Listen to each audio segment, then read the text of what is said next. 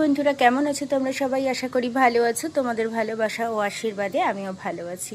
তো তোমাদের সামনে মিঠির লাঞ্চ ভিডিও শেয়ার করছি।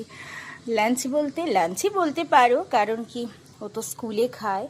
তো দেখো বন্ধুরা, ওরই ইচ্ছা মামা আমাকে চিকেন পাকোড়া করে দেবে ছুটির দিন। তো ছুটি তো থাকেই না বলতে পারো, তাও সানডেটা থাকে। তো মিক্সড ফ্রাইড রাইস বানিয়ে দেবে ওকে। একটু চিকেন কিমা করেছি, এগ, এটা মিক্সড ফ্রাইড রাইস হবে।